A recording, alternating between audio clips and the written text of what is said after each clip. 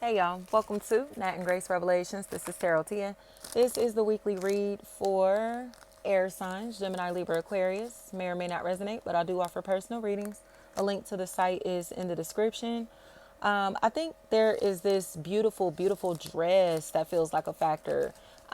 Pretty attire. Somebody that may be preparing for a wedding may be a factor in this equation, especially if it's Aquarius. Somebody is in a situation to where they seem to finally be looking at the future instead of worried about their past. Or people from the past are realizing that no matter how jealous they are of this individual, they're still going to shine. They're still going to find peace. They're still going to be happy, whether they're single or in a relationship. So hating on them like this is not changing anything. It's not making them ugly. It's not changing the way that they look in any type of way. It's not changing their career path. It's not doing anything but making these people look jealous, period. Jess feels like a factor in this equation. Any form of Jess. So air signs, I think there's just a lot of depression that's been a really big factor here. A lot of sadness that's been a factor. And these people trying to keep people attached to them while they're sad and miserable. And it's like, no, like you're making me sad and miserable. You're making my life miserable. And I think people are cutting themselves out of these deals, partnerships, and relationships because they can't take it mentally.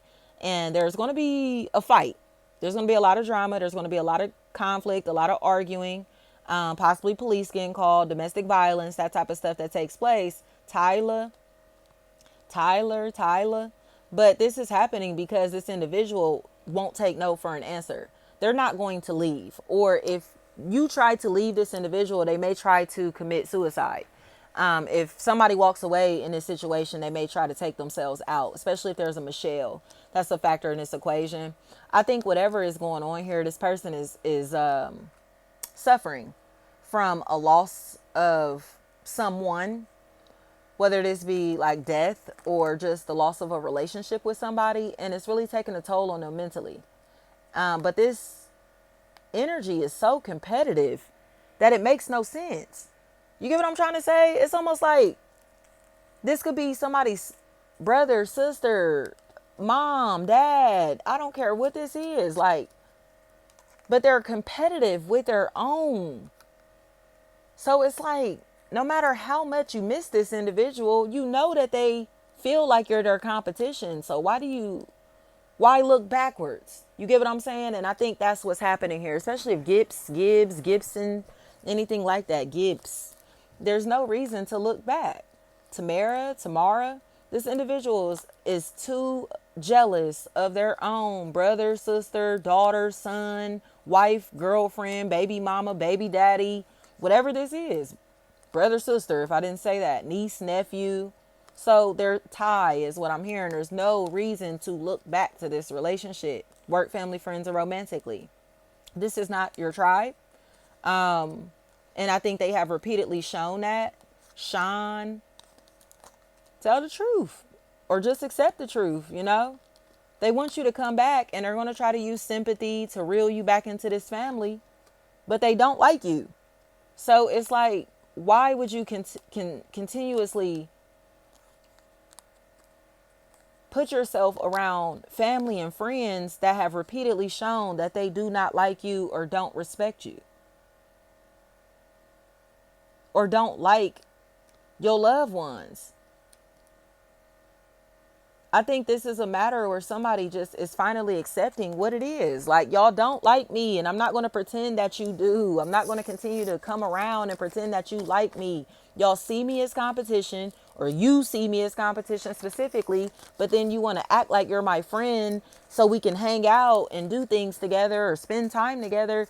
And no, I'm not going to keep doing that. Like, no, it's almost like I had to explain to somebody, like, when you don't have a good relationship with somebody that you feel like you're supposed to love unconditionally, your mother, your father, your brother, your sister, like when you don't have a good relationship with those people, but you want it, you'll still try to have that relationship. And it's almost like reopening a wound every time they show you who they are for real. You get what I'm saying? So it's like, man, after the last time that you cut me, I done healed pretty good since then, but you crave the relationship. So you go back to it just for that motherfucker to cut you again, possibly in the same spot. So that wound has to heal again. The pain is there again. The bruise, the marks, whatever, it's there again. So it's like, nah, I'm cool. Like, I'm not going to continue to welcome people in my life that do not love me unconditionally. I'm not going to welcome people into my life that gossip about me. I'm not going to welcome people into my life that feel like I am their competition. And that's what it is. So they're getting left behind, but they'll come up with excuses as far as why they're getting left behind instead of accepting the truth. Like, you are a negative Nancy, or you don't have nothing positive to offer anybody in these environments. You don't say positive things to these people. You don't uplift anybody. What do you do to help? Like, what is going on here? Besides them talking, it's like a whole bunch of just talking negatively about other people. Quit talking badly about other people. Paris is what I'm hearing. Paris.